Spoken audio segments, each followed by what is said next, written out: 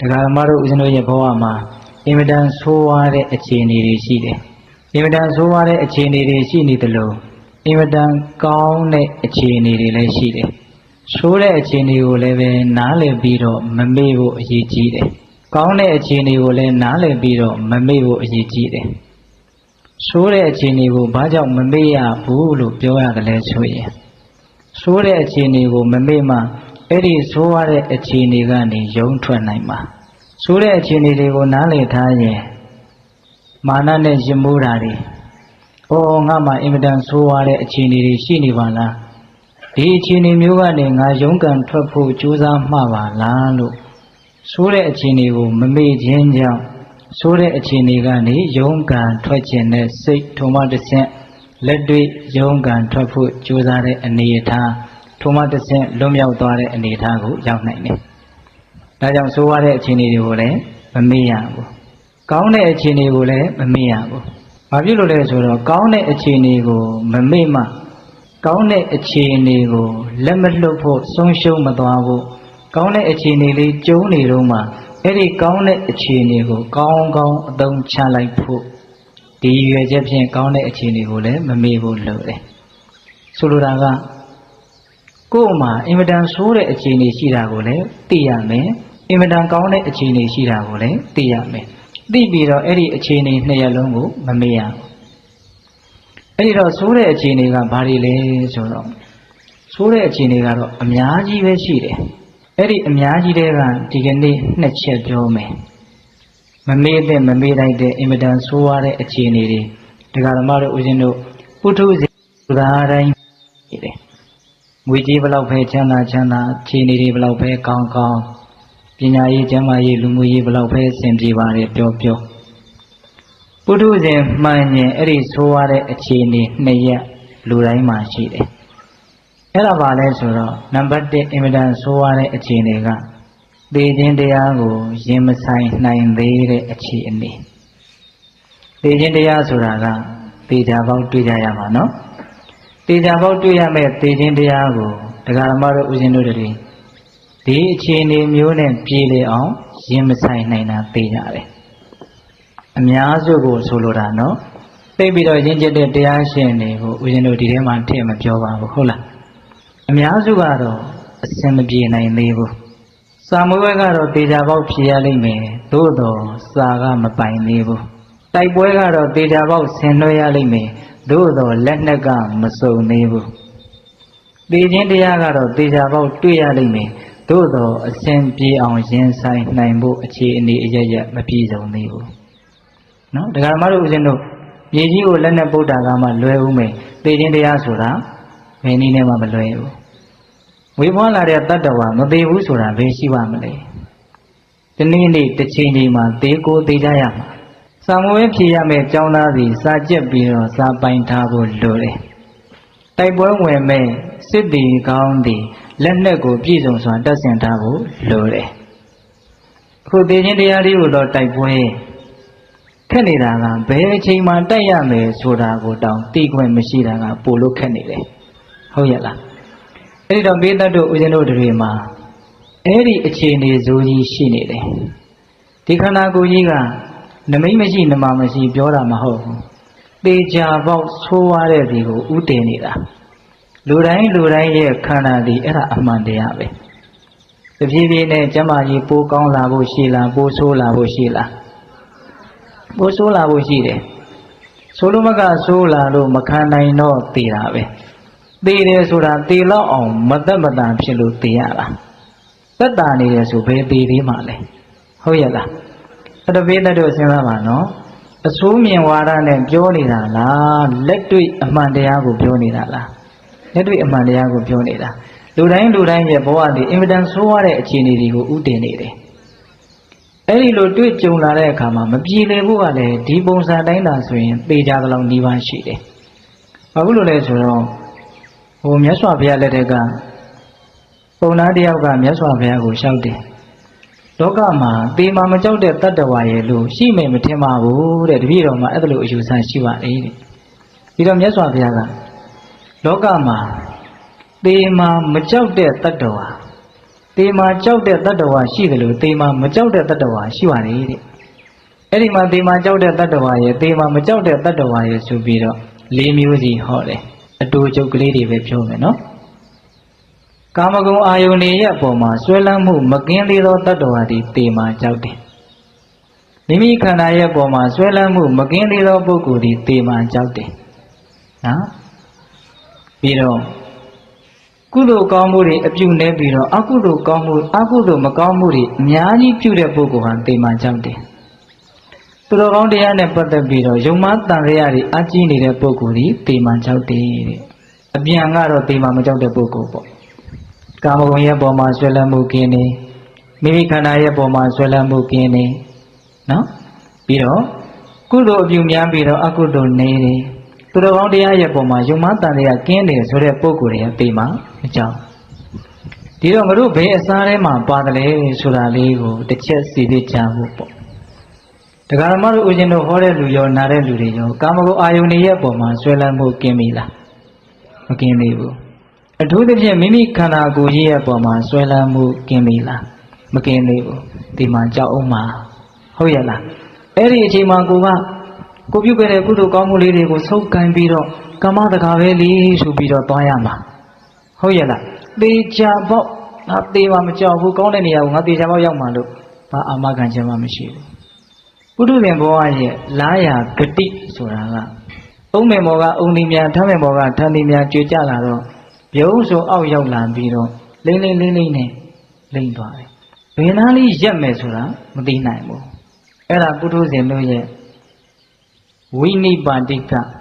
နော်ဗျံပရာကြတဲ့ဘေးဘာမှစိတ်မချရဘူးအရိယသူတော်ကောင်းတို့ရဲ့ဘဝသားငှက်များလို့ကြိုက်တဲ့ဂိုင်းကိုနားလိုက်မယ်ဆိုတဲ့စွမ်းအားရှိတာဟုတ်ရဲ့လားအဲ့တော့ဆိုလိုတာကဒကာဓမ္မတို့ဦးဇင်းတို့ဟာတေမာကြောက်တဲ့အစားထဲမှာရှိနေသေးတယ်ဦးဇင်းတို့မြတ်စွာဘုရားလက်ထက်ကယဟန်တော်တစုနိုင်ငံရခြားသွားပြီးတော့သတင်းသုံးမယ်လို့မြတ်စွာဘုရားကိုလျှောက်တော့အေးသင်္ချင်သားတို့သွားမယ်ဆိုလို့ရှိရင်နောင်တော်ကြီးသာရိပုတ္တရာကိုရှ िख ိုးဥချပြီးမှသွားကြလို့မြတ်စွာဘုရားကအမိန့်ရှိတယ်အဲ့ဒီမှာရှင်သာရိပုတ္တရာတွေရောက်တော့ရှင်သာရိပုတ္တရာကအရှင်တို့တဲ့နိုင်ငံရခြားကိုသွားသတင်းသုံးမှာတော့ဟုတ်ပြီနိုင်ငံရခြားမှာလည်းပညာရှိဆိုတဲ့ပုဂ္ဂိုလ်တွေရှိတယ်တဲ့အဲ့ဒီပညာရှိဆိုတဲ့ပုဂ္ဂိုလ်တွေကငါရှင်တို့ကိုမေးလိမ့်မယ်သင်တို့ဟာဘယ်သူရဲ့တပည့်တွေလဲသင်တို့ရဲ့ဆရာကဘယ်သူလဲအဲ့လိုမေးပြီးရင်သင်တို့ရဲ့ဆရာဟာဘာအယူအဆရှိသလဲလို့ဒီကြပေါက်မေးလိမ့်မယ်တဲ့အဲ့လိုမေးရင်မတို့ရဲ့ဆရာဂေါတမမြတ်စွာဘုရားဗုဒ္ဓမြတ်စွာဘုရားဒီဘာအယူအဆရှိသလဲလို့မေးရင်သင်တို့ဘယ်လိုဖြစ်မလဲတဲ့အရှင်ဘုရားပဲဟောပါဒါတွေကိုနာကြားဖို့အရှင်ဘုရားဒီလာတာပါအဲ့ဒီမှာရှင်သာရိပုတ္တရာကဆွဲလန်းမှုကင်းအောင်ဟောကြားတဲ့ဝါဒရှိတယ်လို့ဖြေရမယ်တဲ့မြတ်စွာဘုရားရဲ့ဝါဒအတူတူဟာအဲ့ဒါပဲ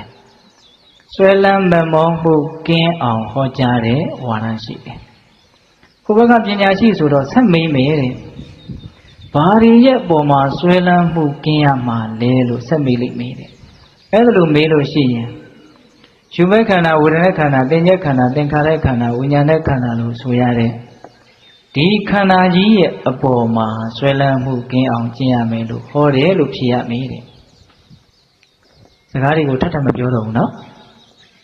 အဲ့ဒီမှာဆက်မေးလိုက်မယ်တဲ့ဘာအကျိုးကိုမြင်လို့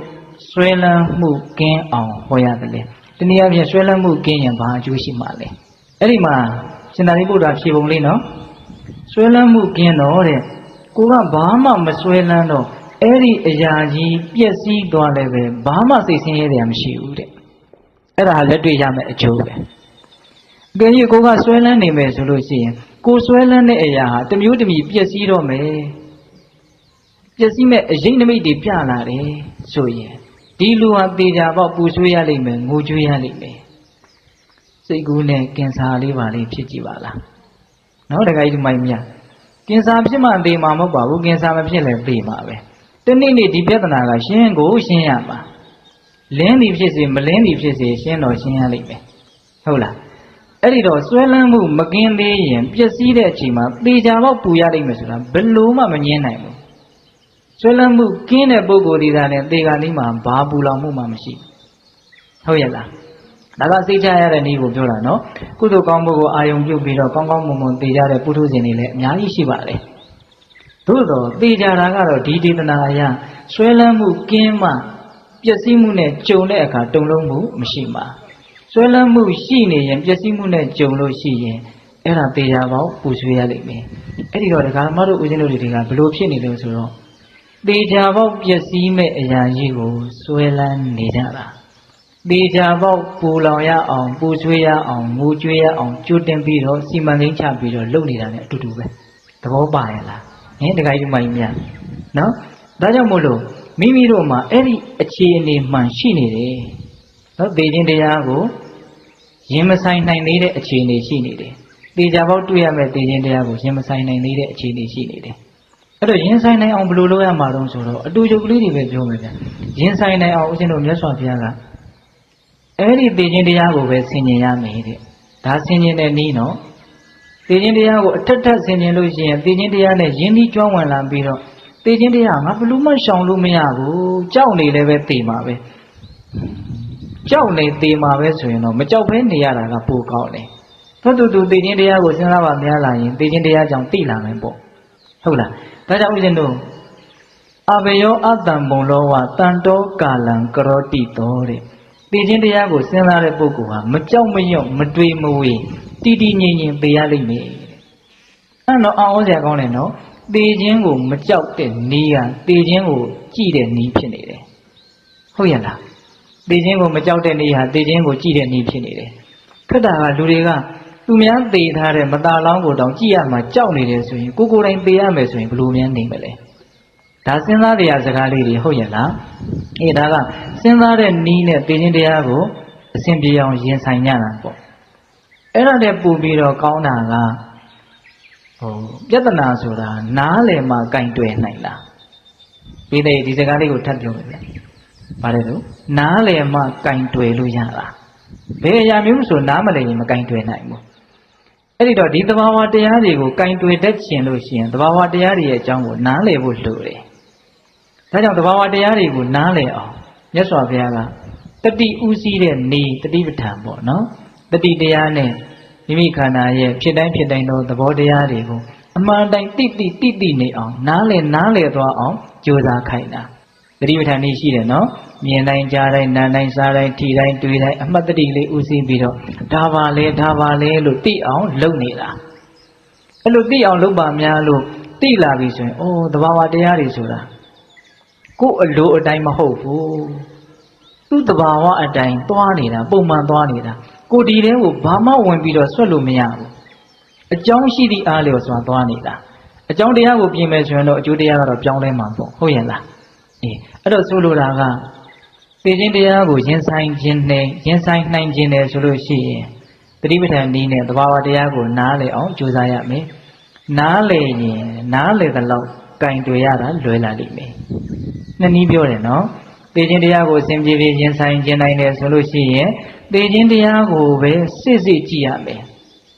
ကြောက်မနေရဘူးနော်နောက်တနည်းကဒီသိခြင်းတရားအပါဝင်သဘာဝတရားအလုံးတို့ကိုဖြစ်ပေါ်တိုင်း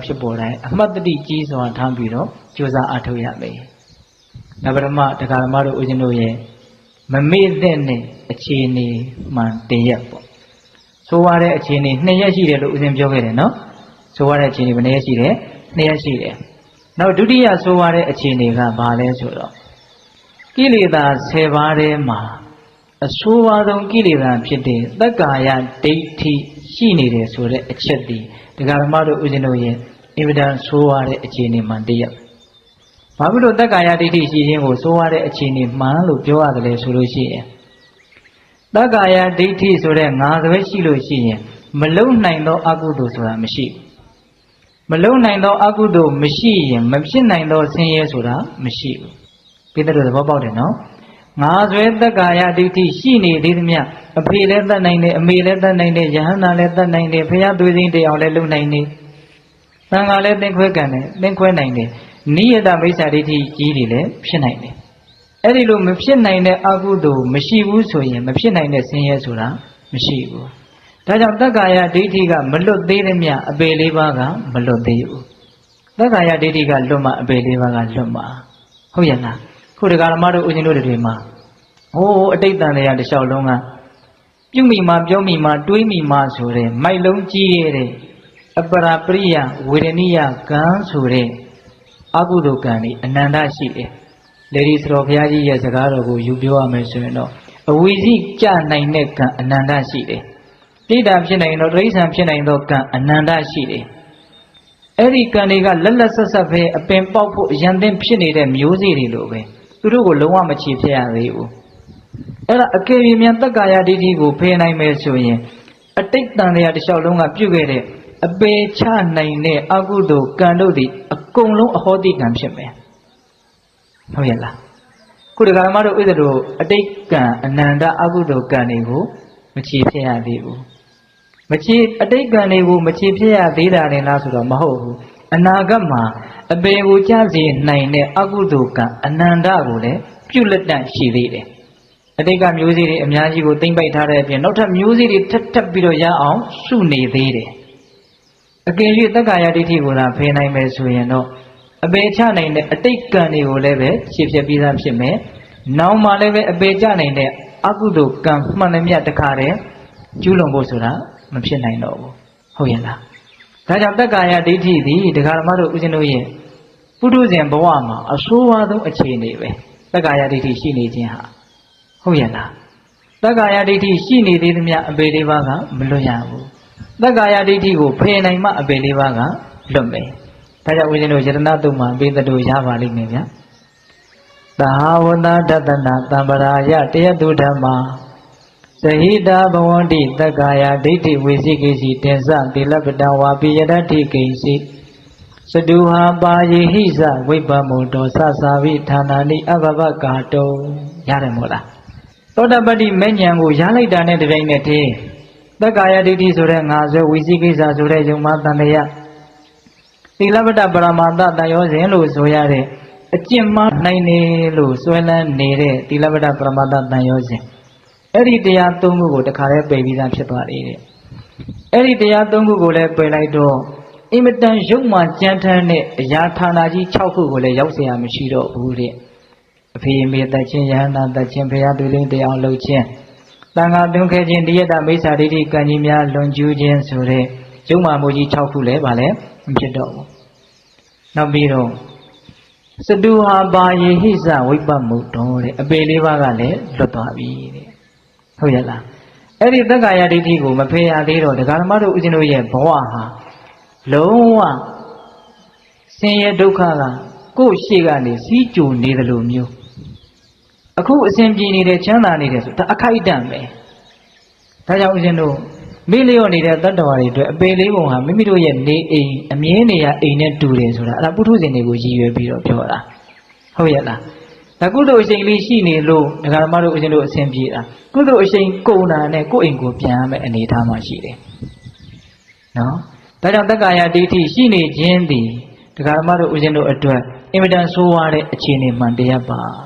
ဒါကြောင့်တက္ကာယဒိဋ္ဌိကိုဖယ်ရှားဖို့အရေးမကြီးဘူးလားအရေးကြီးတာပေါ့အရေးကြီးတာပေါ့ဒါကြောင့်မြတ်စွာဘုရားကမြတ်စွာဘုရားလက်ထက်ကဗြဟ္မာကြီးတယောက်ကမြတ်စွာဘုရားကိုလမ်းလျှောက်ဖို့တယ်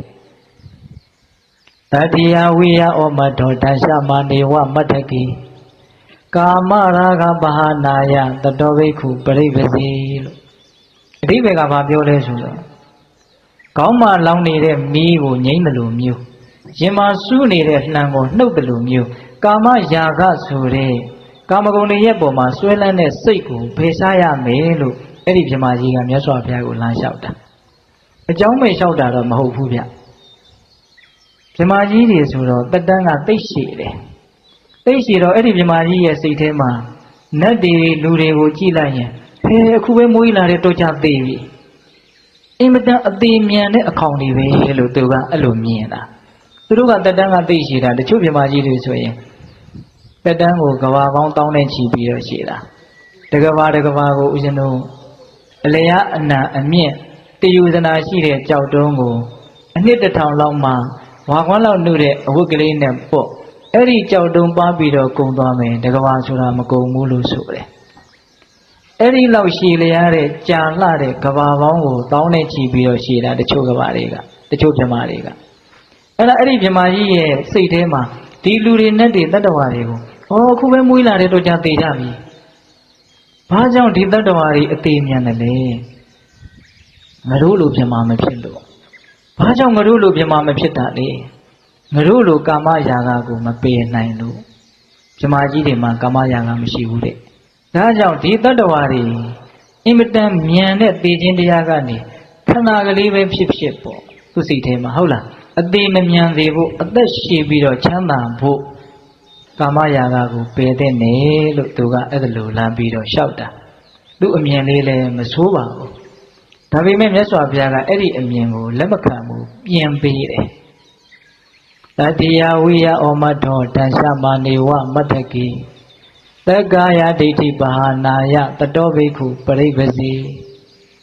ကောင်းမလောင်နေတဲ့မိကိုငြိမ့်သလိုမျိုးရင်မဆူနေတဲ့လံကိုနှုတ်သလိုမျိုးတတိတရားဥစီပြီးတော့သက္ကာယဒိဋ္ဌိကိုသာလေအရေးကြီးဖယ်ရှားတဲ့နေတဲ့နော်နီးလေးပါတောင်ပြောသွားတာနော်ဂါထာလေးကတူပြီမလို့အင်မတန်ကောင်းတယ်ကောင်းမလောင်နေတဲ့မိရင်မဆူနေတဲ့လံကိုနှုတ်သလိုမျိုးတက္ကာယဒိဋ္ဌိကိုဖယ်ရမယ်တဲ့ဘယ်နည်းနဲ့လဲဆိုတော့အဖြစ်မှန်ကိုတိနေတဲ့ဂယုတစိုက်နဲ့နားလည်အောင်ကြိုးစားနေတဲ့တတိဥစီတဲ့အသိဉာဏ်ပညာနဲ့ဖယ်ရှားရမယ်လို့ဆိုတာဒီတော့မြတ်စွာဘုရားရဲ့အမြင်အရတတ္တဝါတွေအတွက်အရေးအကြီးဆုံးကတော့သက္ကာယဒိဋ္ဌိကိုဖယ်ရှားနိုင်ဖို့လို့ဒီလိုပြောတာဟုတ်ရဲ့လားဒါကြောင့်တရားဓမ္မတို့ဦးဇင်းတို့ရဲ့ဘဝမှာအင်မတန်ဆိုးရတဲ့အခြေအနေတည်းဆိုတာအဲ့ဒီသက္ကာယဒိဋ္ဌိရှိနေတာကိုပြောတာအဲ့ဒီသက္ကာယဒိဋ္ဌိရှိနေသေးသမျှလဲအပေကလွတ်ပြီလို့ပြောလို့ကမရဘူးဆိုကြပါစို့ခွေးတစ်ကောင်လောင်းနဲ့တွေ့တယ်တိဋ္ဌာန်တစ်ကောင်ကောင်နဲ့တွေ့တယ်ဆိုရင်ဒီတိဋ္ဌာန်နဲ့ငါနဲ့ဘာမှမဆိုင်ဘူးလို့တရားဓမ္မတို့ဥရှင်တို့မှာတွေးခွင့်မရှိဘူးအကယ်၍မြန်ဟောဒီတိဋ္ဌာန်နဲ့ငါနဲ့မဆိုင်ဘူးသိကွာခြားတယ်လို့ထင်တယ်ဆိုရင်ဥစဉ်ကတော့ပြောလိုက်ခြင်းနဲ့အဲ့ဒါဘဝင်မြင့်ခြင်းတစ်မျိုးပဲလို့တောင်ပြောလိုက်ခြင်းတယ်ဟုတ်ရဲ့လားတကယ်တမ်းကတိဋ္ဌာန်နဲ့လူနဲ့အဆင့်ကွာတာတော့မှန်တယ်ကို့မှာအသိဉာဏ်သိကြီးတယ်အဲ့ဒီတိဋ္ဌာန်နဲ့စာရင်သို့တော့တူးနေတဲ့အပိုင်းတွေအများကြီးရှိတယ်မတူတာလေးကြီးကွက်မြင်လို့မရဘူးနော်တိဋ္ဌာန်နဲ့ကိုယ်နဲ့တူနေတဲ့အပိုင်းတွေအများကြီးရှိတယ်သူမှမျက်စိနာနာလျာကိုယ်စိတ်အနေ၆ပါးဓာတုလည်းတတ္တဝါတစ်ခုကိုယ်လည်းတတ္တဝါတစ်ခုနော်တရားအဆင့်အတန်းချင်းနဲ့နှိုင်းလိုက်မယ်ဆိုလို့ရှိရင်ပိုင်းခြားလိုက်မယ်ဆိုလို့ရှိရင်သူလည်းပုထုဇဉ်ကိုယ်လည်းပုထုဇဉ်သူလည်းအချိန်မွေးဖြစ်ခြင်းလို့ဖြစ်နိုင်တယ်ကိုယ်လည်းအချိန်မွေးဖြစ်ခြင်းလို့ဖြစ်နိုင်တယ်သို့တော့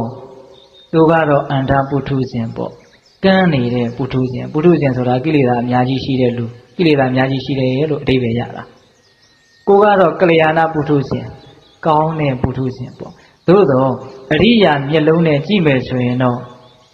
ကိုဟာပုထုဇဉ်ကပုထုဇဉ်ပဲဟုတ်ရဲ့လားသို့တော့ကလျာဏပုထုဇဉ်ဖြစ်နေတော့အရိယာအဖြစ်ကိုတက်နိုင်တဲ့အခြေအနေအကြီးအကျယ်ကတော့ကိုကသားနေတာတော့မှန်တယ်သို့တော့တူနေတာရှိသလိုမတူတာရှိတယ်မတူတာရှိသလိုတူနေတာတွေရှိတယ်ဒါကြောင့်တိဋ္ဌာန်တွေကိုမြင်တဲ့အခါတိုင်းမှာငါအချိန်မရွေးသူတို့လိုဖြစ်သွားနိုင်တယ်သူတို့နဲ့ငါနဲ့ဘာမှပြောပါလောက်အောင်အများကြီးမကွာခြားသေးဘူးဆိုတဲ့ဥစ္စာကိုစဉ်းစားဖို့မလိုဘူးလားလိုတယ်သူတို့နဲ့ကိုယ်နဲ့ကွာခြားလာပြီလို့သိတွေးလို့မရဘူးဆိုကြပါစို့မြတ်စွာဘုရားလက်ထက်ကအဖြစ်ပြက်လေးတွေးကြရလေးတစ်ခုပြောခြင်းတယ်ဘုရားရှင်ကိုရမြတ်ကြီးပထမဝါကပ်ပြီးခါစရာဇဂမြို့မှာသတင်းသုံးတယ်အဲ့ဒီမှာရှင်မောက္ကလန်ရဲ့ရှင်လက္ခဏာကိုရမြတ်ကြီးကလည်းပဲ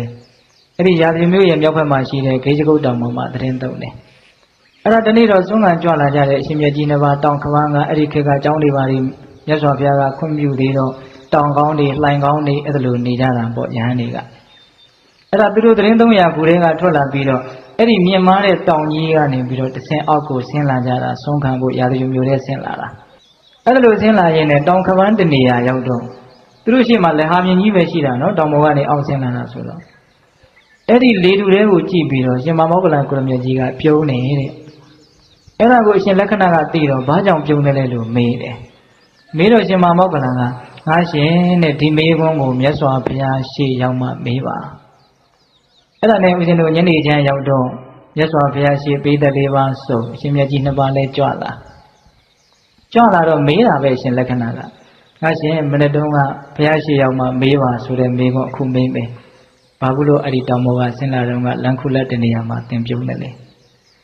အဲ့ဒီတော့မှရှင်မမောကလန်ကြီးကမထေရမြတ်ကြီးကပြောတယ်ငါတဲ့တင်တဲ့အတူတူဆင်းလာတော့အဲ့ဒီလေထုကောင်းငင်ရံတွေကနေအင်မတန်သနာစရာကောင်းတဲ့ငိုကြီးတန်ကိုငါကြားရတယ်တဲ့ခြောက်ချားစရာလည်းကောင်းတယ်တဲ့အဲ့ဒါနဲ့ငါမော့ကြည့်လိုက်တော့မြင်ရတယ်တဲ့ရှင်မမောကလန်မြင်ရတယ်အရှင်လက္ခဏာယဟန္တာပါပဲမမြင်ရဘူးတကူရဲ့နေပယ်ကလည်းရှိသေးတာကိုအဲ့ဒီမှာဗာမြင်ရလဲဆိုတော့အယိုးစုပြိတ္တာတဲ့ကောင်ကောင်းငင်မှာပြန်နေတယ်အယိုးတွေကြီးပဲစုထားတယ်ဒါပေမဲ့အတွင်းမှာတော့ကလေးစားအစုံရှိတယ်လို့ဆိုတယ်အဲ့ဒါကံမစားရုပ်ကံကြောင့်ဖြစ်တဲ့ဦးဇင်းတို့လင်းတာလို့စွန့်လို့အကောင်တွေကလေဘေးကနေပြီးတော့အဲ့ဒီအယိုးစုပြိတ္တာရဲ့အတွင်းကလေးစားတွေကိုလိုက်ထိုးကြစိတ်ကြတယ်အဲ့ဒီတော့အဲ့ဒီပြိတ္တာကနာကျင်လွန်းလို့တဲ့တခါတည်းသူငိုကြီးတယ်လွတ်လည်းမလွတ်နိုင်ဘူးဟောဘဝဆိုတာကိုဖြစ်ရှင်လို့ဖြစ်တာမဟုတ်ဘူးဆိုတာကအင်မတန်ထင်ရှားတယ်အဲ့ဒီအချက်တွေကိုကြည့်မယ်ဆိုရင်ဆိုကြပါစို့ခွေးတကောင်မှသူဖြစ်ချင်တာဖြစ်နိုင်သလားလူတယောက်ကတတ်မယ်ဆိုရင်သူသေရလိမ့်မယ်သူ့မှာဘာဥပဒေနဲ့မှကာကွယ်ထားတာမရှိဘူးတိရစ္ဆာန်တွေရဲ့ဘဝနေရတာပဲနော်အခုဒီမှာလည်းပဲကံကြောင့်ဖြစ်လာတဲ့အခြေအနေဒါသူဘလို့မှဒါမကြော်လွှားနိုင်ဘူးဒါအချိန်ကုန်မှဒါသူလွတ်ငြိမ်းချမ်းသာကိုရတဲ့အချိန်ကျမှသူလွတ်မှာပဲအဲ့ဒါကိုမြင်လို့ငါစိတ်ထဲမှာအော်ဒီလောက်ဆင်းရဲတဲ့တတ္တဝါရဲ့လို့လေလောကကြီးမှာရှိနေသေးတကူအဲ့ဒါလို့စဉ်းစားရကနေငါတစ်ဆက်တည်းစဉ်းစားမိတယ်တဲ့ငါမှအဲ့ဒါလောက်ဆိုးရတဲ့အခြေအနေတွေဘာမှမရှိတော့ဘူးငါဘဝအရာတော်လေးစွာအဲ့ဒါကြောင့်ငါပြုံးတာသူဒုက္ခရောက်တာကိုကျင့်တတ်လို့ပြုံးတာမဟုတ်ဘူးငါအဲ့ဒီဒုက္ခမရှိတော့ဘူးဆိုတာကိုတွေးပြီးတော့ကျင့်တတ်လို့ပြုံးတာအဲ့ဒီအပြုံးတတိထားစရာပဲအဲ့ဒီလိုမြတ်စွာဘုရားရှိမှရှောက်တော့မြတ်စွာဘုရားကအော်ငါတပည့်တွေဟာအသိဉာဏ်ပညာမျက်လုံးနဲ့ပြည့်စုံစွာနေကြပါပြီစွာတကယ်ဆိုတော့ငါဗောဓိသဗ္ဗညုတဉာဏ်ကိုရဘုရားဖြစ်တဲ့နေ့မှာပဲငါအဲ့ဒီပြိတ္တာကိုမြင်နေတဲ့ဒါပေမဲ့ငါမြင်တယ်လို့မြင်တဲ့လူမရှိသေးလို့သက်သေမခိုင်ပါသေးလို့ငါမစုကမှမပြောဘူးတဲ့မယုံတဲ့လူတွေအကုသိုလ်ဖြစ်မှာဆိုလို့မြတ်စွာဘုရားမပြောတာအဲ့တော့ပိဋကပေါင်းသူတော်ဟောင်းတို့ကိုဦးဇင်းတို့ပြောချင်တာကမြတ်စွာဘုရားကအဲ့ဒီမှာဒီအယုစုပြိတ္တာဒီရာဇဂိုမြို့မှာပဲနွားသက်သမားတယောက်ဖြစ်ခဲ့တယ်လို့ဒါကိုလည်းအကျေတုံးဟောပါတယ်ဒါပေမဲ့ဦးဇင်းတို့ဒီနေရာမှာပြောလို့ရင်ကရှင်မမောကလန်ကိုရမြတ်ကြီးပြုံးတယ်လို့မျိုးတရားဓမ္မတို့ဦးဇင်းတို့တွေသည်အပေလေးပုံသားတွေကိုတွေ့ရကြုံရတဲ့အခါမျိုးမှာမပြုံးနိုင်သေးဘူးဒါကိုပြောချင်တာဟုတ်ရဲ့လားလုံးဝဆက်ဆက်မှုရှိနေတယ်အဲ့ဒီလောက်ချိုးသိုးတဲ့အခြေအနေဟာဘာကြောင့်လဲဆိုလို့ရှိရင်အဲ့ဒီတက္ကာယဒိဋ္ဌိကိုမဖယ်ရသေးလို့ပဲဒါကြောင့်မြတ်စွာဘုရားကခေါင်းလောင်နေတဲ့မိရင်မာစူးနေတဲ့လှံကိုနှုတ်တယ်လို့မျိုးတက္ကာယဒိဋ္ဌိကိုအရေးကြီးဖယ်ရှားရမယ်လို့စောစောကဒေသနာတော်ကိုဟောတာဟုတ်ရဲ့လားအဲ့ဒါတရားဓမ္မတို့ဦးဇင်းတို့မမေ့ရမယ် evidence ထိုးတဲ့ဒုတိယအခြေအနေတစ်ရပ်ဆိုရတဲ့အခြေအနေကိုဘယ်နှချက်ပြောမှလို့ပြောရင်လည်းနှစ်ချက်ပြောတာနော်တေချာပေါင်းတေချာရလိမ့်မယ်အဲ့ဒီတေချာရမယ့်အခါမှာလည်းပဲပြည်လေစွာရင်ဆိုင်နိုင်တဲ့စွမ်းအားတတိမရှိကြသေးဘူး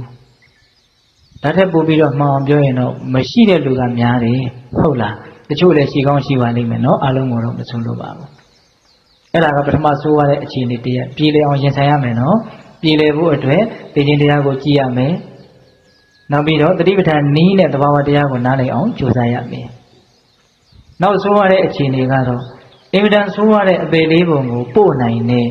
မလုံနိုင်တဲ့အကုသိုလ်မရှိဘူးလို့ဆိုရလောက်အောင်ဆိုးဝါးစေနိုင်တဲ့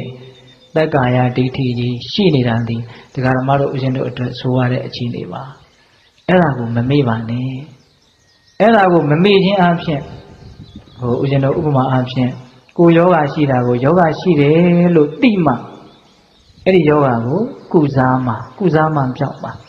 တခါတလေယောဂရှိတယ်ယောဂကပေါ်လိုက်ပြောင်းလိုက်တခါလေယောဂရှိတာကိုပဲမေ့ပြီးတော့နေမယ်ဆိုရင်ယောဂပြောက်ဖို့သိပြီးတော့မလွယ်ဘူး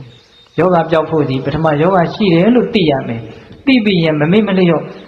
ဒီယောဂဟာတေချာပေါက်ငါအသက်အန္တရာယ်ပြုတ်နိုင်တယ်နော်လို့အဲ့လိုမျိုးသိမယ်ဆိုရင်မြင်မြင်မကုဝင်ဘူးလားကုမယ်ဟုတ်ရဲ့လားဒါကြောင့်မပေါ့တဲ့ယောဂပေါ့ဟုတ်ရဲ့လားတက္ကာယဒိဋ္ဌိဆိုတဲ့ယောဂဟာအဆိုးအဆုံးယောဂပဲဘယ်တော့မှမပေါ့တဲ့ယောဂအဲ့လိုပေါ့ဆလို့မရတဲ့လေးလျူရှုလို့မရတဲ့ယောဂဆိုကြီးမိမိတို့မှာရှိနေတယ်ဆိုတာဘယ်မေ့ထားလို့သင်မှာမလဲ ဟုတ်ရဲ့လားအဲ့ဒီဆိုးတဲ့အခြေအနေတွေကိုမေ့နေတော့လူတွေကကိုယ့်ကိုအဟုတ်ကြီးထင်နေကြတာပေါ့ဒီနေ့အဲ့ဒီဆိုးတဲ့အခြေအနေတွေကဇာတိပြလာပြီဘွားကနေပေါ်လာပြီဆိုမှအကုန်ကျွန်းတော့မောက်ကုန်ဖြစ်တာပဲဒီတိုင်းပဲမြင်နေရတယ်ဦးဇင်းတော်ကတော့ဟုတ်လားဟုတ်တယ်လို့ဟုတ်တယ်လို့နဲ့ပြီးတော့ဘာမှမဟုတ်ဘူးနော်လောကကြီးဒီတိုင်းပဲဟုတ်ရဲ့လားအဲ့တော့ပထမတရားပထမပိုင်းပေါ့နော်တခါကြီးဒီမိုင်းများအခြေအနေမှန်ကိုမမေ့ပါနဲ့လို့တရားကောင်းစဉ်တတ်ထားတာနော်အဲ့တော့ဆိုးရတဲ့အခြေအနေရှိပါတယ်ကောင်းမြတ်တဲ့အခြေအနေလည်းရှိပါတယ်ဆိုးရတဲ့အခြေအနေများစွာတွေကသိခြင်းတရားကိုရင်မဆိုင်နိုင်သေးတဲ့အခြေအနေရယ်တက္ကာယဒိဋ္ဌိရှိနေသေးတဲ့အခြေအနေရယ်ဟုတ်လားဦးဇင်းတော်ကအဘိဓါသုတ်တံကိုအခြေခံမယ်လို့ပြောခဲ့တယ်နော်အဘိဓါသုတ်တံကပြောလိုက်ပြီသိခြင်းတရားကိုအမြဲတမ်းတတိယမယ်ဆိုတာအဲ့ဒါအဘိဓါသုတ်တံတွေကစကားပဲအဘိဓါသုတ်တံမှာတော့ဦးဇင်းတို့ပူခြင်းနာခြင်းသိခြင်းချစ်တော်ခင်တော်ပုဂ္ဂိုလ်တို့နဲ့ကွဲကွာခြင်းမိမိပြုထားတဲ့ကံသီတာနဲ့မိမိပိုင်နေကိုပြုထားတဲ့အမှုအတိုင်းခံစားရလိမ့်မယ်စံစားရလိမ့်မယ်ဆိုတဲ့အိုနာသေးကွဲကံနှစ်တွဲဆိုတဲ့ဒီ၅ချက်ကိုလူဖြစ်စီယဟန်ဖြစ်စီယောက်ျားဖြစ်စီမိန်းမဖြစ်စီအမြဲမပြတ်စဉ်းစားဆင်ခြင်ရမယ်လို့အဘိဓါသုတ်တံမှာမြတ်စွာဘုရားကဟောထားတာဆိုလိုတာကကိုယ်ဘဝအခြေအနေမှန်ကိုမမေ့နဲ့လို့ပြောတာမမေ့တဲ့မမေ့လိုက်တာကိုမမေ့မှရတဲ့ရတဲ့ဂုဏ်ကျေးဇူးတွေရမှာဟုတ်ရဲ့လားအဲ့တော့တရားဓမ္မတို့ဦးဇင်းတို့ရဲ့ခန္ဓာကဦးခြင်းတရားဘယ်လို့မှမရှောင်နိုင်ဘူးသိကြပေါက်တွေ့ရလိမ့်မယ်အဲ့ဒါလိုပဲနာခြင်းတရားသိခြင်းတရားကွယ်ကွာခြင်းတရားကံကံရဲ့အကျိုးတရားတွေသိကြပေါက်ရင်ဆိုင်ရလိမ့်မယ်ဟုတ်ရဲ့လားအဲ့ဒါကဦးဇင်းတို့တရားရဲ့ပထမပိုင်းပေါ့ဆိုရတဲ့အခြေအနေနှစ်ရက်ရှိနေတယ်ဆိုတာကိုသိရမယ်သိပြီးတဲ့နောက်မမေ့ပါနဲ့နောက်တရားရဲ့ဒုတိယပိုင်းတရားဓမ္မတို့ဦးဇင်းတို့ရဲ့ဘဝမှာအင်မတန်ကောင်းတဲ့အခြေအနေလည်းရှိနေပါတယ်အဲ့ဒီအခြေအနေကိုလည်းသိပြီးတော့မမေ့ဖို့လိုတယ်သိပြီးတော့မမေ့မှအဲ့ဒီအခြေအနေကောင်းကိုလက်တွေ့အသုံးချသောအဖြစ်လက်လွတ်ဆုံးရှုံးမသွားအောင်တနည်းအားဖြင့်စုံမိကံမိဖြစ်အောင်အသုံးချနိုင်မှာအဲ့ဒီအင်မတန်ကောင်းတဲ့အခြေအနေကဘာလဲဆိုတော့စောစောကပြောခဲ့တဲ့အခြေအနေဇိုးတွေကနေလွတ်မြောက်အောင်ရုန်းကန်နိုင်ခွင့်ရှိနေခြင်းသည်ပင်လေတရားဓမ္မတို့ဦးဇင်းတို့အတွက်အကောင်းဆုံးအခြေအနေပဲဟုတ်ရဲ့လားခုနကတော့အင်မတန်ဆိုးတယ်နော်အခြေအနေတွေနော်သိခြင်းတရားကိုရင်မဆိုင်နိုင်တဲ့အခြေအနေနော်တက္ကာယဒိဋ္ဌိရှိနေတယ်ဆိုတဲ့အခြေအနေပြောခဲ့ပြီနော်သူတို့ရဲ့ဆိုးဝါးကြောင်းတွေကိုအဲ့ဒါလောက်ဆိုးတဲ့အရာတွေကနေလွတ်မြောက်အောင်ရုန်းကန်ထွက်နိုင်ခွင့်အဲ့ဒီအခွင့်အရေးလဲတပြိုင်နက်တည်းကိုရနေတယ်ယောဂလည်းရှိတယ်ယောဂရှိလို့ဆိုးပါတယ်သို့တော့ယောဂကိုပျောက်စေတဲ့ဆေးကိုလည်းပိုင်ထားတယ်ဆေးကိုပိုင်ထားတဲ့အတွက်ကြောင့်ခေါင်းပါတယ်ဟုတ်ရဲ့လားအဲ့ဒါကတရားဓမ္မတို့ဦးဇင်းတို့ရဲ့ဘဝမှာအင်မတန်မွန်မြတ်လာတဲ့ဒီအဆုံးအမသာသနာကောင်းကြီးကိုအမိပြုပြီးတော့အင်မတန်ဆိုးရတဲ့အခြေအနေတွေကနေလွတ်မြောက်အောင်ရုန်းကန်ထွက်နိုင်တဲ့အခြေအနေရှိနေတယ်အဲ့ဒီနီးတွေကိုရနေတယ်အဲ့ဒီနီးတွေနဲ့အညီကျင့်သုံးနိုင်ခွင့်လည်းရှိနေတယ်အဲ့ဒါကဘာလဲဆိုတော့ဦးဇင်းတို့မဂ္ဂင်၈ပါးတတိပဋ္ဌာန်တရားဒါတွေပဲဦးဇင်းတို့တတိပဋ္ဌာန်တရားမှာဆိုလို့ရှိရင်အတိအလင်းဟောထားတယ်နော်တတိပဋ္ဌာန်တရားကိုကြိုးစားလို့ရှိရင်တဲ့ဧကာယနောယံဘိက္ခဝေမေဃောတတ္တနာဝိတုဒ္ဓိယသောကပရိဒေဝနာသမာတိကမာယဒုက္ခဒေါမနသနာအထင်ကမာယညာယနာတိကမာယနိဗ္ဗာန်တတ္တသစ္စီကိရိယာယယရိဒံသတ္တရောတတိပဋ္ဌာနာတတိပဋ္ဌာန်တရား၄ပါးကိုပွားမယ်ဆိုရင်တဲ့သတ္တနံဝိတုဒ္ဓိယအမျိုးစုံသောကိလေသာတရားတွေကနေတောင်စင်ကြယ်နိုင်နေတဲ့တက္ကာယဒိဋ္ဌိကိလေသာတစ်ခုတည်းတောင်မဟုတ်ပါဘူးဗျာနော်ဒါသောတော်ကပြောတဲ့အခြေအနေစိုးကလွတ်တယ်ဆိုတာကိုပြောနေတာနော်တတိပဋ္ဌာန်တရားကိုပွားများရင်အင်မတန်ဆိုးရတဲ့ကိလေသာအကုန်လုံးကတောင်လွတ်နိုင်တယ်လွတ်မြောက်သွားနိုင်တယ်ဩကပရိဒေဝနာသမတိတ်ကမာရတဲ့ဘယ်လိုစိုးရင်စရာနဲ့ကြုံကြုံဘယ်လိုငိုကြွေးစရာနဲ့ကြုံကြုံစိုးရင်ရင်ငိုကြွေးခြင်းမဖြစ်အောင်တားဆီးပေးလိမ့်မယ်ငိုစရာကတော့တွေ့မှာပဲငိုတာမငိုတာကကိုယ့်ပေါ်မှာမူတည်တယ်ငိုစရာဆိုတာကအတူချုပ်ပြောရရင်တော့ပျက်စီးခြင်းပါပဲပျက်စီးခြင်းသည်ဘာပဲဖြစ်ဖြစ်ကိုတန်ဖိုးထားတယ်ဆိုတဲ့အရာပျက်စီးသွားတယ်ဆုံးရှုံးသွားတယ်လက်လွတ်သွားမယ်ဆိုရင်ဒါငိုကြတာပါပဲပူဆွေးကြတာပါပဲပူစရာတွေ့ပြီမလို့မပူတဲ့အခြေအနေစိုးရိမ်စရာတွေ့ပြီမလို့မစိုးရိမ်တဲ့အခြေအနေ အဲ့ဒီလောက်ကောင်းတဲ့အခြေအနေရအောင်သတိပဋ္ဌာန်တရားကပေးလိမ့်မယ်အရိယာပုဂ္ဂိုလ်တွေနဲ့မနှိုင်းပါဘူးเนาะပုထုဇဉ်တွေပုထုဇဉ်တွေအချင်းချင်းမှတောင်မှတချို့ကပူဇော်နဲ့တွေ့တယ်ပူတယ်တချို့ကပူဇော်နဲ့တွေ့လဲမပူနေနိုင်တယ်တယောက်နဲ့တယောက်ခွာခြားတာမရှိဘူးလားရှိတယ်တချို့က100တန်လောက်နဲ့တဏီကုံစိတ်တူတယ်တချို့က100တန်လောက်မပြောနဲ့1000တန်1000တန်လောက်နဲ့တောင်ဘာမှမဖြစ်သေးဘူးဘာကွာသွားတာလဲသူတို့ရဲ့အသိဉာဏ်ကွာသွားတာဟုတ်ရဲ့လားအေးဒါကြောင့်သတိပဋ္ဌာန်ဒီကိုအားထုတ်မယ်ဆိုလို့ရှိရင်တက္ကရာဒိဋ္ဌိဆိုတဲ့အခြေအနေဆိုကလည်းလွတ်နိုင်တယ်စိုးရင်ရမယ်ငိုကြွေးရမယ်သေခြင်းတရားနဲ့တွေ့တောင်မှစိုးရင်မှမဟုတ်ငိုကြွေးမှမဟုတ်နော်ဒုက္ခဒေါမနတနာအထင်ကမာယဆင်းရဲဒုက္ခတွေစိတ်ရဲ့ဆင်းရဲခြင်းတွေကိုယ်ရဲ့ဆင်းရဲခြင်းတွေချုပ်ငြိမ်းသွားလိမ့်မယ်ညာယတ္တအဓိကမာယနိဗ္ဗာန်တသစ္စိကိရိယာယတဲ့မဲ့ဉာဏ်ကိုရပြီးတော့နိဗ္ဗာန်ကိုမျက်မှောက်ပြုပြီးတော့ဒုက္ခရဲ့အဆုံးကိုတောင်ပြုနိုင်လိမ့်မယ်အဲ့ဒီလောက်ကောင်းတဲ့အခွင့်အရေးတရားဓမ္မတို့ဦးဇင်းတို့မှာရနေတယ်အဲ့ဒါမမေ့တဲ့အကြောင်းအရာတစ်ခုပဲအင်မတန်ကောင်းတဲ့အရာမမေ့ရဘူးငါမှကောင်းတယ်ငါဘယ်နာလေးမှတိုးနေတယ်ဘယ်နာလေးမှစွန့်နေတယ်အတူတူပဲနော်စွန့်မိမယ်လို့အဲ့ဒီအစွမ်းကိုအသုံးမချလို့ရှိရင်မစွန့်တယ်လို့ဖြစ်မှာနော်ဒကာကြီးမိုက်များကောင်းမိမယ်လို့အဲ့ဒီအကောင်းကိုအသုံးမချရင်မကောင်းတယ်လို့ပဲဖြစ်မှာနော်ကောင်းနိုင်ခွင့်ရှိပါလေနဲ့မကောင်းလည်းရဘူးပေါ့ခုဆိုကြပါစို့ဘုရင်တို့တိရစ္ဆာန်တွေမှာအဲ့ဒီအခွင့်အရေးမရှိဘူးနော်ပြိတ္တာတွေမှာအဲ့ဒီအခွင့်အရေးမရှိဘူးငရဲလူငရဲသားတွေမှာအဲ့ဒီအခွင့်အရေးမရှိဘူးတရားဓမ္မတို့ဦးဇင်းတို့သိတာလည်းအဲ့ဒီအခွင့်အရေးပိတ်နေတဲ့အရာဌာန10မျိုးကနေပြီးတော့လွတ်မြောက်ခွင့်ရပြီးတော့အင်မတန်မွန်မြတ်တဲ့9ခုမြောက်အခွင့်အရေးရတဲ့နေရာမှာယက်တည်နေတာမြတ်စွာဘုရားကလေအခွင့်အရေးရဲ့ကောင်းမြတ်ပုံကိုပေါ်လွင်စေခြင်းလို့အခွင့်အရေးဆုံးရှုံးသူတို့ရဲ့ဘဝနဲ့နှိုင်းယှဉ်ပြီးတော့ပြောထားတယ်အဖြူရဲ့ဂုဏ်တတ္တိကိုပေါ်လွင်စေဖို့အမဲကလေးနဲ့ကပ်ပြတယ်လို့မျိုးပေါ့ဟုတ်ရဲ့လားမြတ်စွာဘုရားဦးဇင်းတို့အင်္ဂုတ္တပါဠိတော်အထကနိပတ်မှာအခဏသုတ်တံဆိုပြီးတော့ဟောထားတယ်အဓိပ္ပာယ်ကိုနည်းနည်းလေးအတူတူပြောပြမယ်ချက်သားတို့တဲ့အခွင့်အရေးလို့လောကလူသားတွေကပြောနေကြတာပဲတဲ့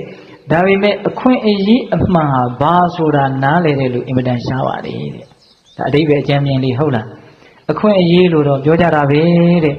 ဒါပေမဲ့အခွင့်အရေးအစစ်အမှန်မဟုတ်တာကိုအခွင့်အရေးလို့ပြောအခွင့်အရေးအစစ်အမှန်ရတာကိုလည်းအခွင့်အရေးအစစ်မှန်လို့သိချင်မှသိမယ်အဲ့ဒီမှာအခွင့်အရေးအစစ်အမှန်ကိုမြတ်စွာဘုရားကပြောပြတာအဲ့ဒါကဘာလဲဆိုတော့ဗြဟ္မစိယဝါတာယမြတ်သောအကျင့်ကိုကျင့်သုံးခွင့်ရတဲ့အနေအထားပေါ့အဲ့ဒီမှာမြတ်စွာဘုရားကမြတ်သောအကျင့်ကိုကျင့်သုံးခွင့်မရတဲ့အနေအထား10မျိုးကိုအရင်ပြောပြတာမြတ်သောအကျင့်ကိုကျင့်သုံးခွင့်ရတဲ့အနေအထားရဲ့ဂုဏ်ကိုပို့ပြီးတော့ပေါ်သွားအောင်လို့ဟုတ်ရဲ့လားအဲ့ဒါဦးဇင်းတို့လင်္ကာလေးနဲ့နည်းနည်းမှတ်ကြည့်မယ်နော်ဘုရားပွင့်ငါပေ3ရွာနဲ့ဒီဃာယုဏဖြစ်လက်ပစ္ဆာမိစ္ဆာဉာဏ်ရှိဉာဏ်မရှိသာဉာဏ်ရှိညာလီဖျားမဖြစ်ကြံကလှစ်သည်ရပ်ဖြစ်ရှိပါတယုတ်တီရပ်ဖြစ်ရှိပါဆိုတော့ဘိသတို့ဩဃတကရောယူထဲမှာတောင်ပါတယ်ဟုတ်လားကရောရတဲ့ကုသိုလ်ကြောင့်ရပ်ဖြစ်ရှိပါကလွန်ငင်းချမ်းသာခွင့်ရပါရစေလို့ဆုတောင်းထားတာခုပြည့်နေတယ်ဗျာဟုတ်လားအဲ့ဒီရပ်ဖြစ်ရှိပါကဘာတွေတုံးဆိုတော့အခွင့်အရေးပိတ်နေတဲ့ဘဝ10မျိုးပေါ့နော်အဲ့ဒါကဘာတွေလဲဆိုတော့ဘုရားပွင့်ငါပေ3ရွာနဲ့လောကကြီးမှာမြတ်စွာဘုရားကတော့ပွင့်နေတယ်တဲ့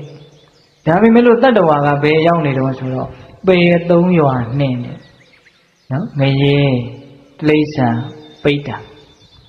အတူတကယ်ကိုပြိဋ္ဌာပုံနဲ့ထည့်ပြီးတော့အပေ4ပုံမှုပဲနဲ့အပေက3ပုံဖြစ်နေတယ်ဟုတ်လားဘုရားပွင့်ငါပေ3ရွာနဲ့ဘုရားပွင့်နေတဲ့အချိန်မှာငရဲကြနေတဲ့တတ္တဝါမြတ်သောခြင်းကိုမကျင့်သုံးနိုင်ဘူးတို့အဲ့ဒီကလွတ်တယ်အဲ့ဒါလိုစဉ်းစားရမှာဟုတ်လားဘုရားပွင့်နေတဲ့အခါမှာတတ္တဝါကဗာလဲတိဋ္ဌံဖြစ်နေတယ်ပြိဋ္ဌာဖြစ်နေတယ်မြတ်သောခြင်းကိုမကျင့်သုံးနိုင်ဘူးတို့အဲ့ဒီအခြေအနေဆိုကလွတ်တယ်တပြိုင်တည်းစဉ်းစားရမှာဟုတ်လားဘုရားပွင့်ငံဘယ်3ရွာနဲ့ဒီဃာယုဏ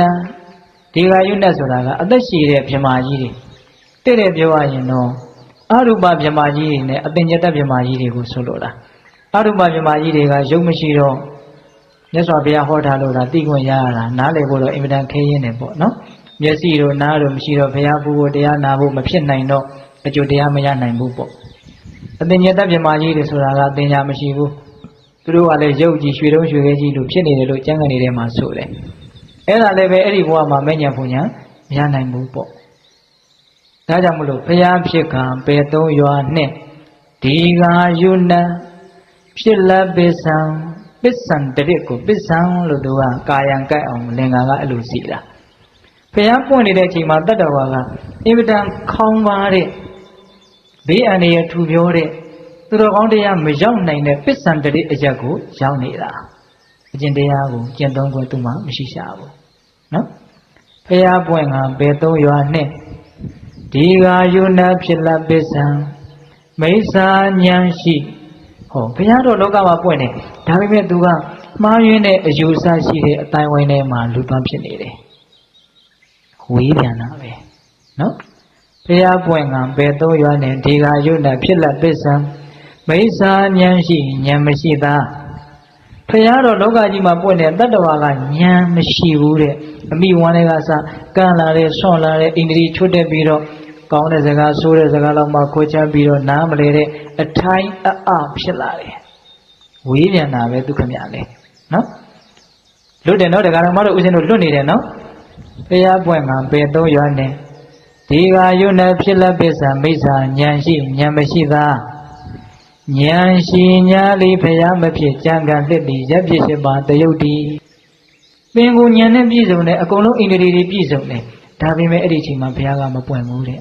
ဘုရားမပွင့်တဲ့အချိန်မှာလူဖြစ်တော်လည်းပဲအဲ့ဒါရပ်ဖြစ်ရှိပါတဲ့ကိုရောက်ရဖြစ်တယ်သူကြတော့ဘုရားမပွင့်လို့ချွတ်တဲ့သွားတာဘုရားပွင့်တဲ့အချိန်မှာဖြစ်ရတဲ့ရပ်ဖြစ်က9ပါးဘုရားမပွင့်တဲ့အချိန်မှာဖြစ်ရတဲ့လူဘဝကလည်းဒါရပ်ဖြစ်ရှိပါဟုတ်ရဲ့လားအေးတရားမတို့ဦးဇင်းတို့တွေကအဲ့လို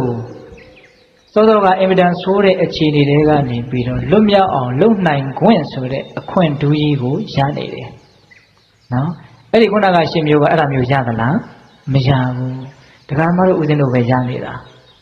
အဲ့ဒီကောင်းတဲ့အခြေအနေကိုအမှန်တိုင်းသိပြီးတော့ဩဒီအခွင့်အရေးကိုငါကောင်းကောင်းအသုံးချမှဖြစ်မယ်ဆိုတဲ့စိတ်အဲ့ဒီစိတ်ဒီကောင်းတာလုပ်ဖြစ်ဖို့အတွက်မကောင်းတာကိုတားဆီးဖို့အတွက်အများကြီးတွန်းအားပေးလိမ့်မယ်အထူးသဖြင့်မြင့်မြတ်တဲ့တရားဘာဝနာအလုပ်ကိုလုပ်ဖို့အတွက်အဲ့ဒီအတွေးတွေဟာအများကြီးအထောက်အကူပြုလိမ့်မယ်လုံးလို့ရတုံးလေးလုံးမနော်ဆိုတဲ့အတွေးပေါ့လုံးလို့ရတုံးလေးဆိုတဲ့စကားကိုထောက်သွားဖြင့်လုံးလို့မရဘူးဆိုတဲ့အခြေအနေဟာလည်းရောက်လာနိုင်သေးတယ်ဒါကိုနားလည်ဖို့လိုတယ်နော်ဒကာကြီးဒီမိုင်းများဟုတ်ရဲ့လားဒါကြောင့်ဒီကနေ့တရားကတော့လူကြီးတွေအတွက်ပဲပြောမယ်လို့ဦးဇင်းကပြောတာနေဝင်ကာနီးစပက်ဖြာနာနာမှုရတယ်ဆိုတာကြားဘူးတယ်မို့လားငယ်တဲ့လူနဲ့ကြီးတဲ့လူဘယ်သူကပို့ပြီးတော့တေခြင်းတရားနဲ့နေတယ်ကြီးတဲ့လူကပို့နေတယ်ဟာအမေတဝင်းဝင်းအကင်းတစ်ဖြုတ်ဖြုတ်ပါလို့စင်ကြီးမပေးနဲ့သိလားတေတော့လေတေတာပေါ့ငယ်တဲ့လူလေဒါကတော့ကံအားလျော်စွာပေါ့သို့တော့တေခြင်းအကြောင်းတရားတွေထဲမှာကြည်လိုက်ရင်လေကံကုန်လို့တေတယ်အတ္တတန်းကုန်လို့တေတယ်ကံရောအတ္တတန်းရောကုန်လို့တေတယ်ရုပ်တရက်ဆိုးရတဲ့ကံကဖြတ်လို့တေရတယ်ဆိုတေခြင်းတရား၄မျိုးရှိတယ်မို့လားရှိရနော်ငယ်တဲ့လူတွေကကံကုန်လို့တေမယ်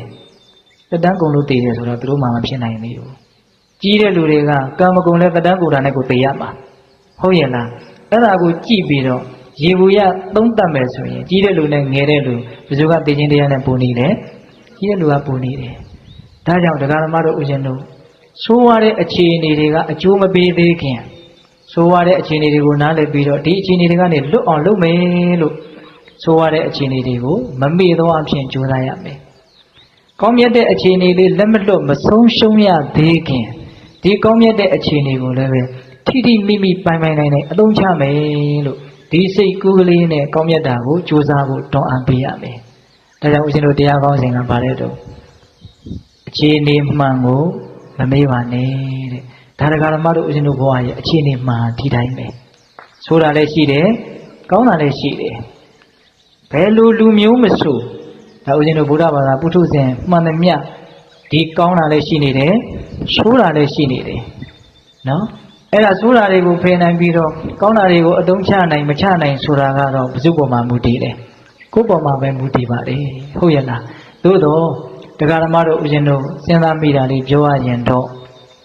အဲ့ဒီတရားကိုမမေ့ဘူးဆိုရင်တော့ သေချာပေါက်ဆိုးရတဲ့အခြေအနေတွေကနေလွတ်မြောက်အောင်ရုန်းကန်ခြင်းစိတ်ပေါက်မယ်ဆိုတာကတော့သေချာတယ်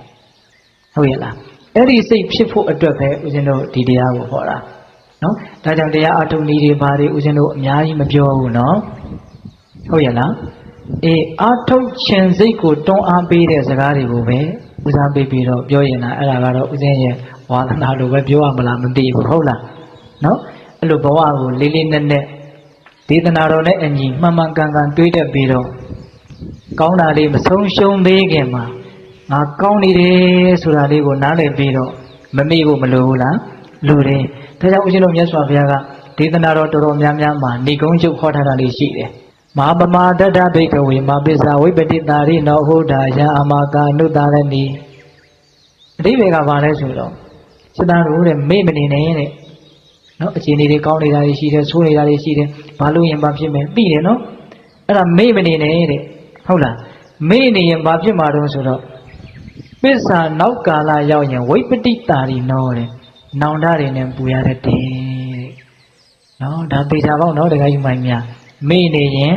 နောင်တတွေနဲ့ပူရလိမ့်မယ်ဒါကလမ်းစဉ်ပဲမမေ့ရင်တော့ပီတိတွေနဲ့ပျော်ရလိမ့်မယ်